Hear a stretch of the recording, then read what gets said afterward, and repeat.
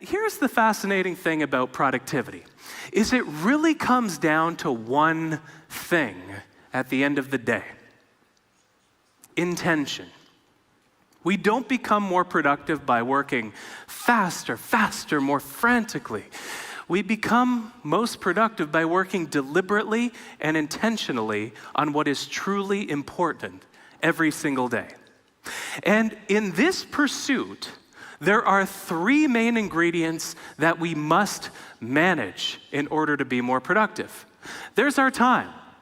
Time management has always been integral to this pursuit of productivity, right? And as long as we work around other people, we'll have to manage our time.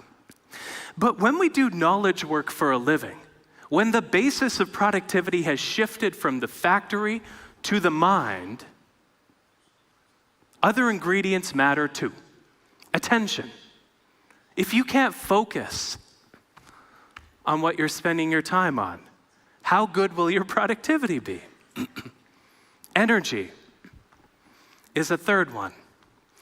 It's the fuel that we burn to be productive each and every day.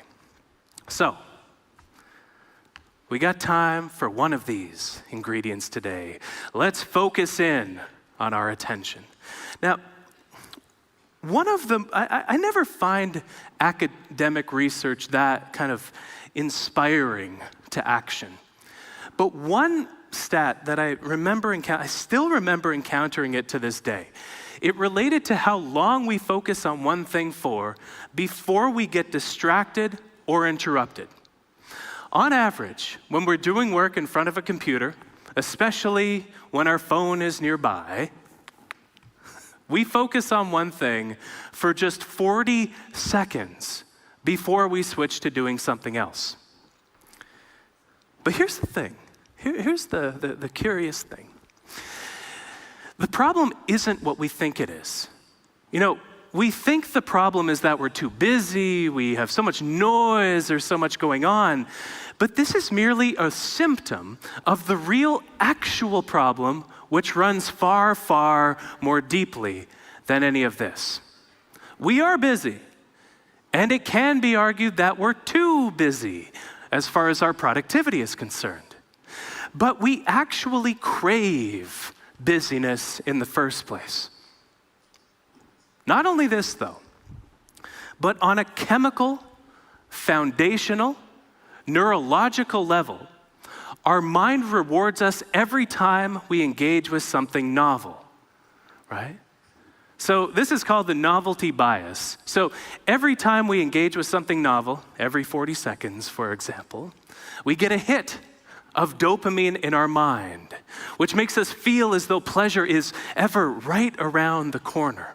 And so we get this chemical reward. We wake up, we're lying in bed, we pull out our phone, and then they messaged me overnight. And we bounce over to a different distraction. 40 seconds after that, maybe we go on TikTok. 40 seconds after that, well, maybe we stay longer on TikTok because there's so many novelty hits. 40 seconds after that, maybe we go to email, then we go to the news. We bounce around in this dopamine-fueled feedback loop.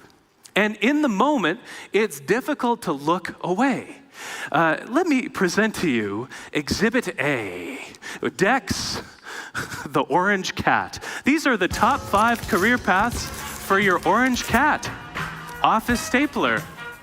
I love Dex, the orange cat. You think they added those sound effects? I don't know. Mechanic.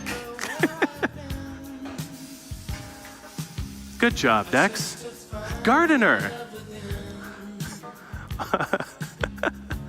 Okay, I could watch this all day, but I'll stop the video there. We get the novelty, right? Sometimes it's nice. Sometimes we want to entertain ourselves. There's nothing wrong with that. But when we get the dopamine, we get the stimulation, a lot of the times our intention is really to do something else. We also get the distraction. Often when we don't want to in the first place. So let's get tactical here. What can we do about this phenomenon? when it comes to thinking about the distractions and the interruptions that we face over the course of the day, there are two criteria that I believe are worth focusing on and separating out our distractions by. The first of which is whether or not we have control over them arising. This should change how we relate to them in the first place. And the second is some distractions are great and some just are a pain in the neck and they get in the way of what we want to do. So the second criteria is whether they're annoying or fun. And so drawing a similar grid like this for your own work, for your own life, can really support this foundation of intentional work. So, annoying ones, let's fill out the grid.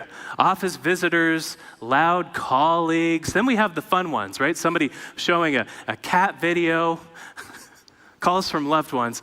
We can't control these from arising, but we can control how we relate to them after it is that they do. By dealing with them and getting back on track, or enjoying the fun ones.